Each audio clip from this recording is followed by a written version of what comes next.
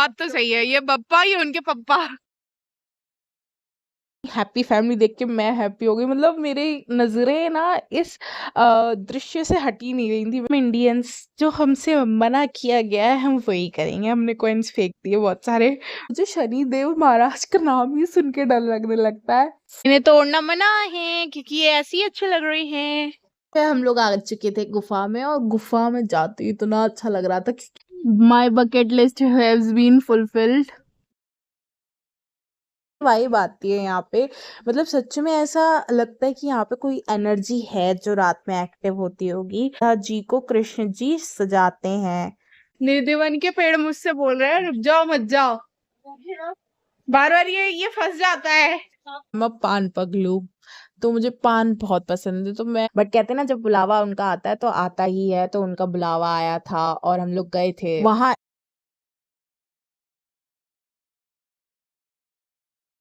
अब पता नहीं कब हम लोग साथ में ऐसे घूमने जाएंगे ट्रिप पे।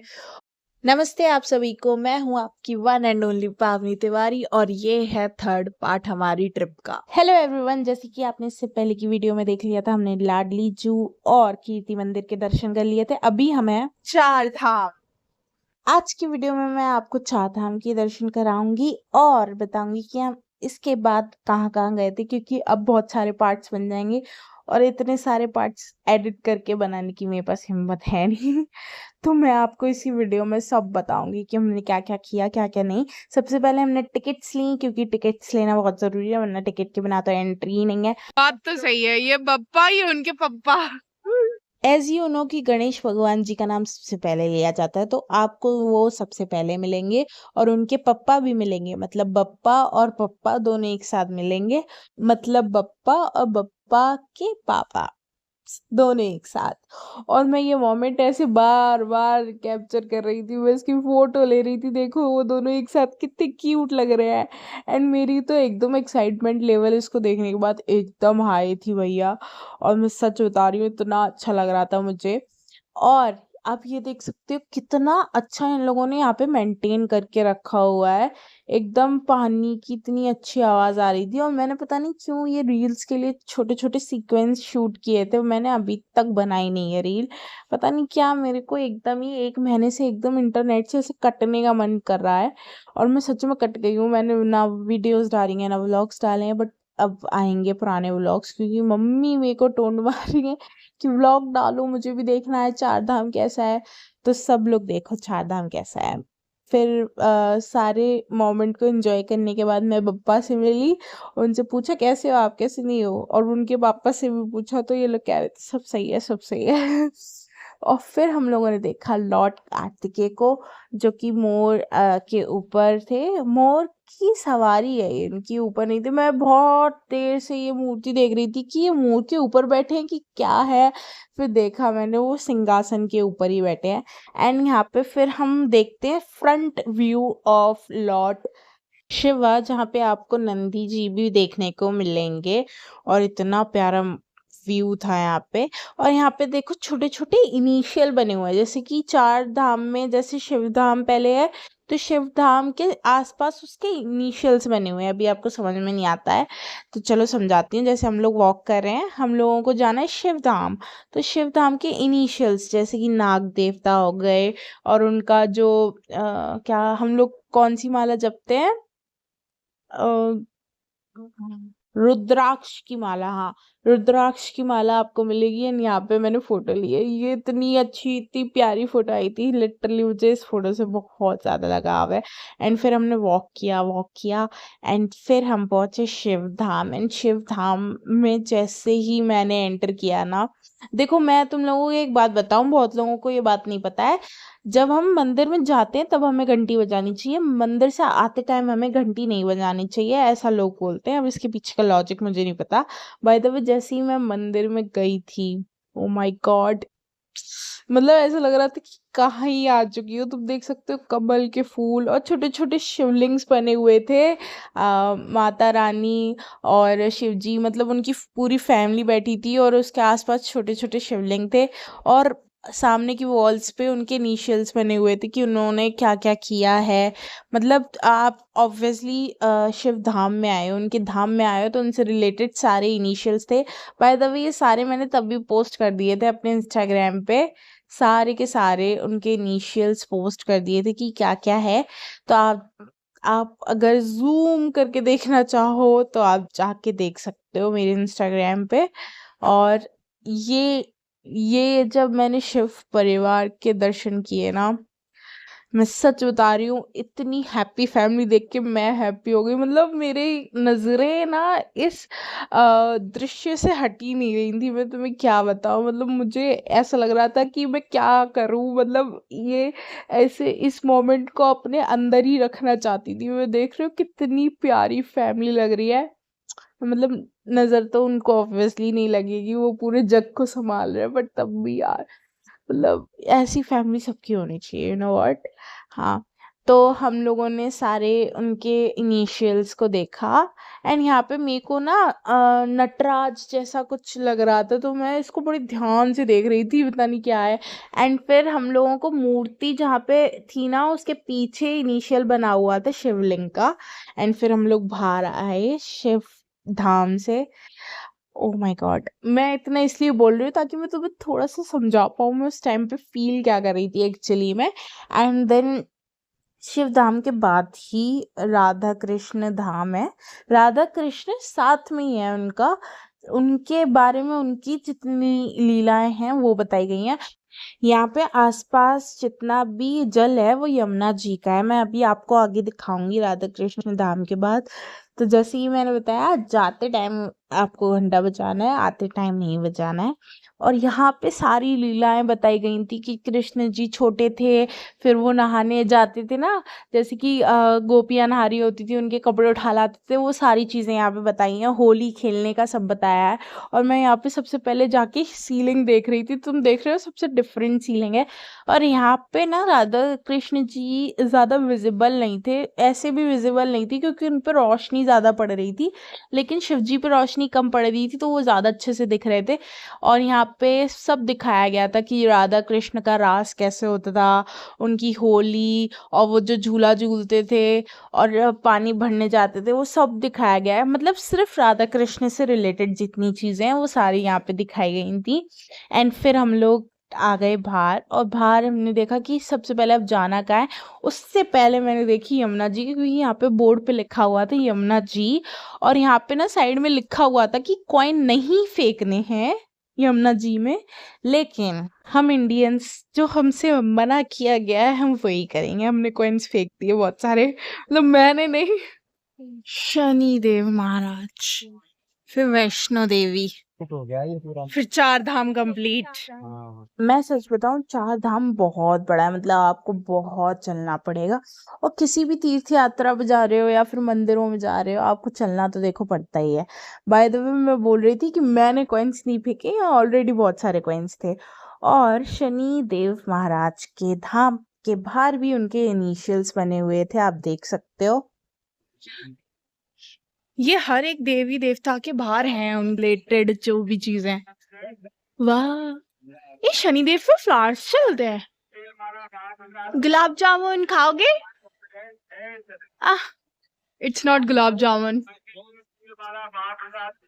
तिल है वो। 2-3 सेकंड बाद याद आया कि शनिदेव पे तिल चढ़ते हैं। बाय द वे यहाँ पे शनिदेव की मूर्तियां बनाई गई थी, जहाँ पे आप सामने से ऑयल लेके उनके सेवा कर सकते हो। और मैं सच बताऊं, मैंने शनिदेव धाम में ना ज़्यादा इधर उधर देखा नहीं, क्योंकि मैंने बचपन में शनि जी से रिलेटेड एक सीरियल देखा था जिसमें वो आए थे। तो उनसे नजरें मिला लो तो वक्र दृष्टि बढ़ जाती है, ये वो। तो मतलब मैं बहुत छोटी थी तब मैंने सीरियल देखा था। वो तो कर्म अनुसार आपको फल देते हैं।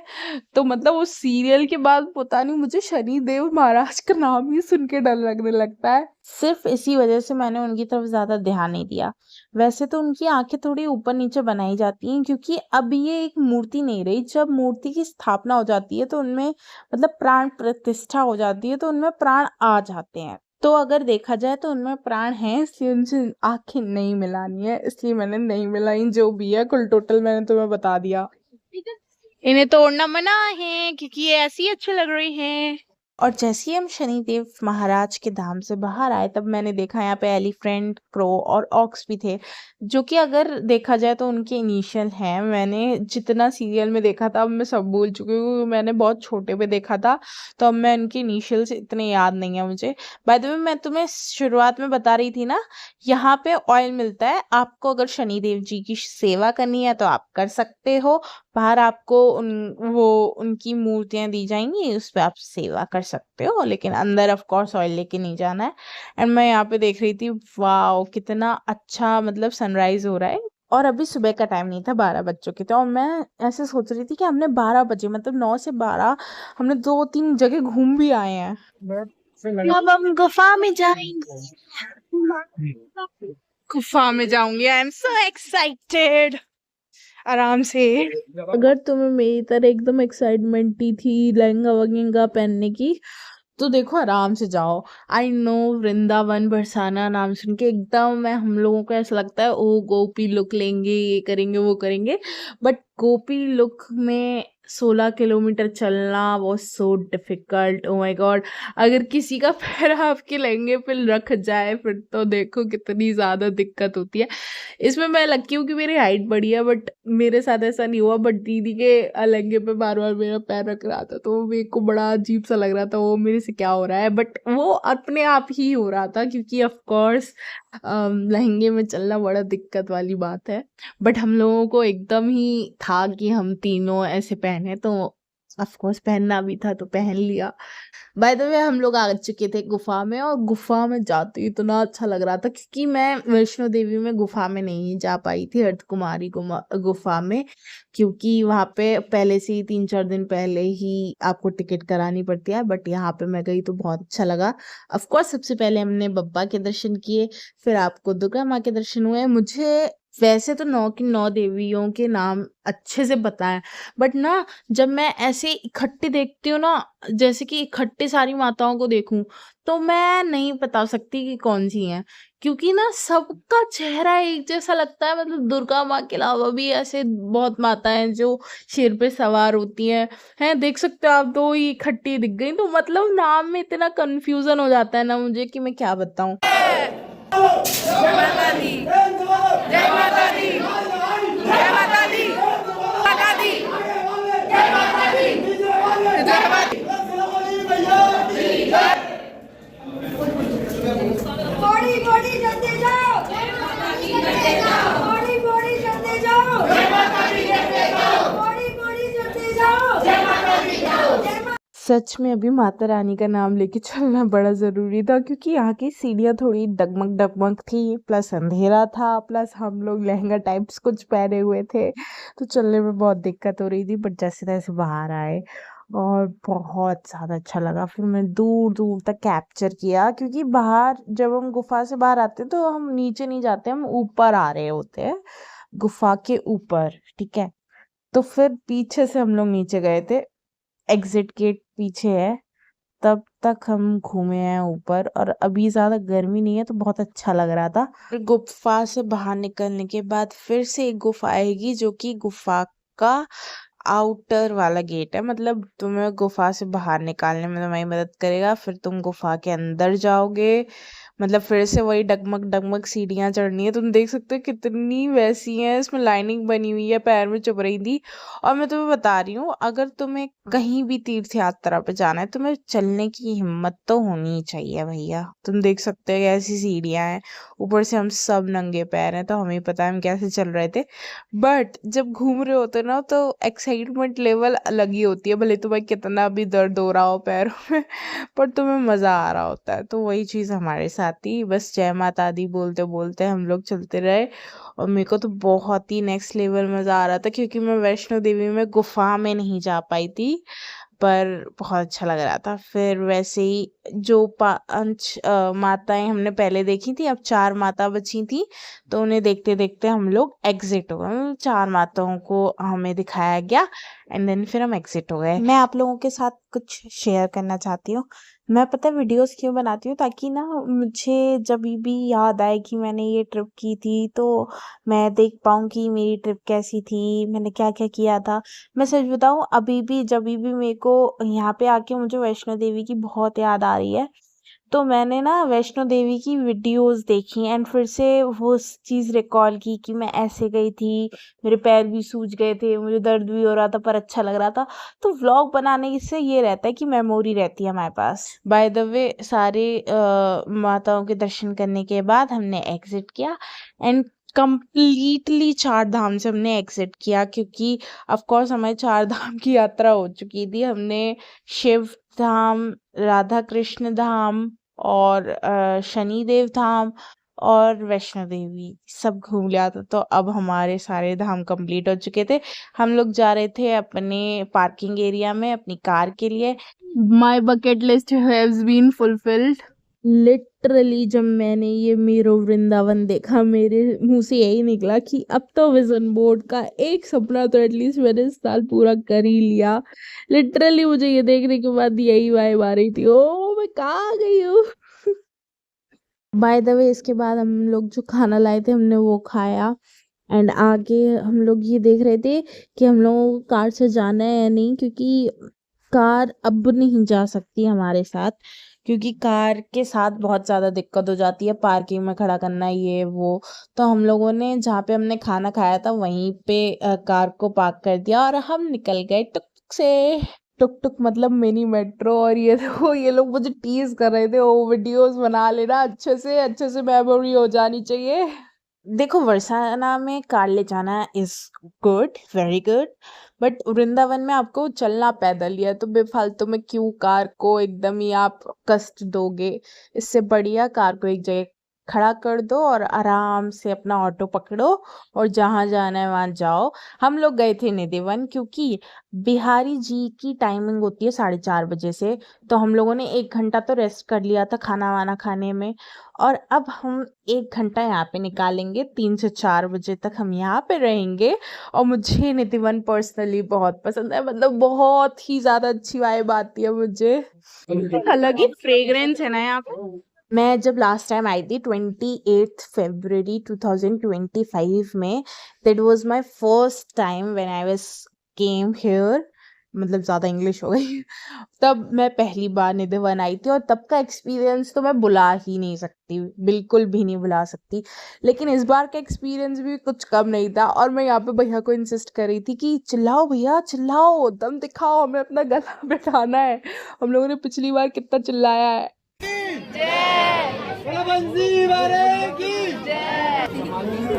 एक्साइटेड नहीं है भैया, आप एक्साइटेड नहीं हो।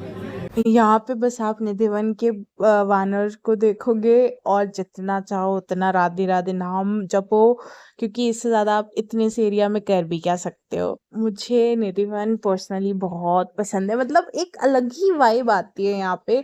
मतलब सच में ऐसा लगता है कि यहाँ पे कोई एनर्जी है जो रात में एक्टिव होती होगी, और मतलब पता नहीं, बहुत अलग एक्सपीरियंस है। पिछली बार भी मेरे को बहुत अच्छा लगा था, तो मैं जैसे ही यहाँ पे एंटर किया ना, तो सब पिछले बार के ऐसे मेमोरीज एकदम आ रही थी दिमाग में। ओ हम ऐसे आए थे, हम यहाँ पे ऐसे मुड़े थे, ये हुआ था वो हुआ था। तो बहुत अलग एक्सपीरियंस था, दोनों ही एक्सपीरियंस बहुत अलग थे। इस बार बंदर बहुत ज़्यादा दिख रहे थे, मेरे को ऐसा लग रहा था कि क्या ही हो रहा है। और यहाँ पे इस बार सबसे ज़्यादा भीड़ थी और धूप आ रही थी हल्की हल्की, तो बहुत ही अच्छा, मतलब बहुत अच्छा। एंड देन फिर हम लोगों ने दर्शन किए। यहाँ पे मैंने आपको पिछली बार व्लॉग्स में बताया था कि निधिवन की स्टोरी क्या है, मैं फिर बता देती हूँ। यहाँ पे हम लोग श्रृंगार का सामान रखते हैं और रात में श्रृंगार का सामान अच्छे से रखते हैं, बट सुबह मिलता है श्रृंगार का सामान बिखरा हुआ। तो ऐसा माना जाता है कि राधा कृष्ण यहाँ पे मतलब राधा जी को कृष्ण जी सजाते हैं, है ना।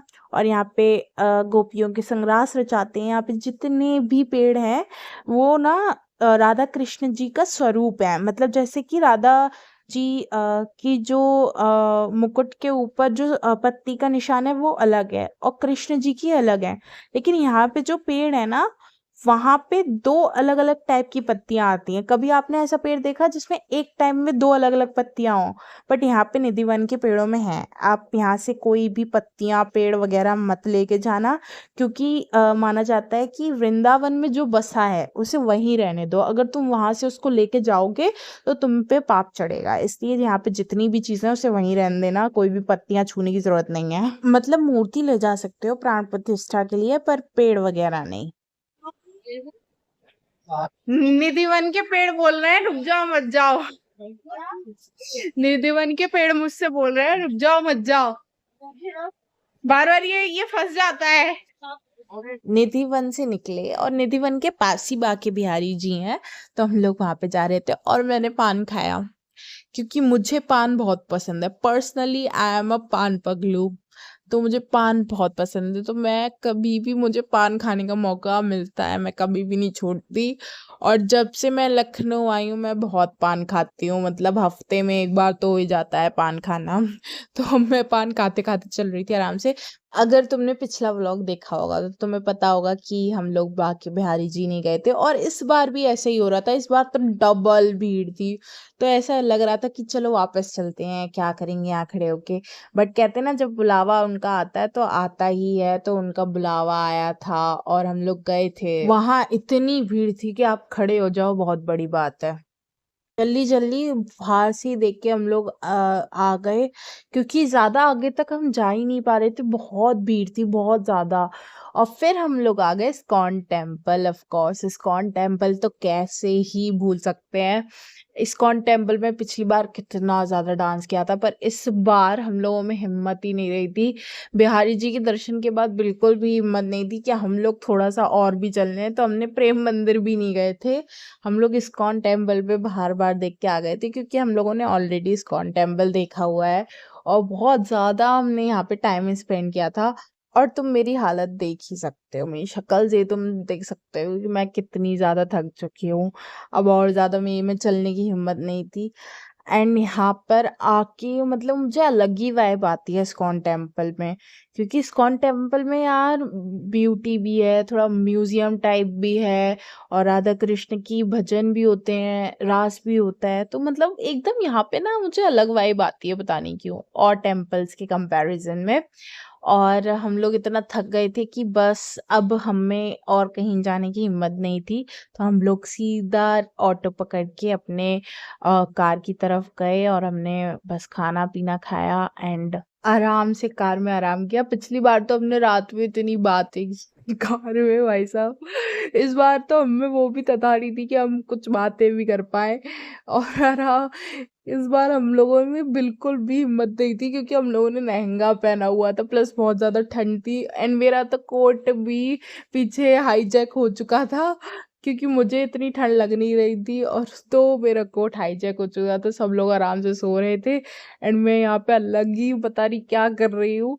और मुझे ना इस समय वाइब बहुत अच्छी आ रही थी, मतलब तुम देख सकते हो अभी इसमें दिख नहीं रहा है, पर बिजलियाँ कड़क रही थी और बहुत अच्छा मौसम हो रहा था। और पिछली बार भी ऐसा हुआ था कि थोड़ी-थोड़ी बारिश हुई थी एंड इस बार भी हल्का-सा ऐसा मौसम था कि हल्की-हल्की बारिश हो रही थी।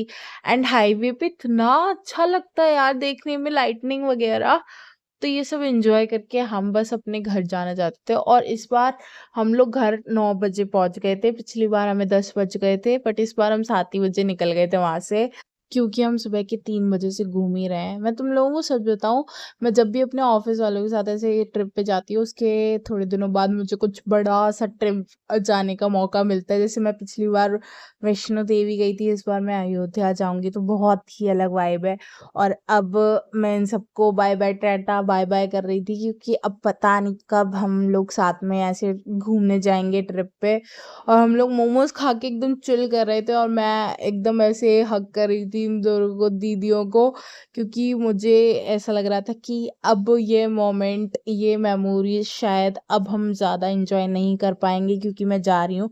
बट जो भी है सब सही है।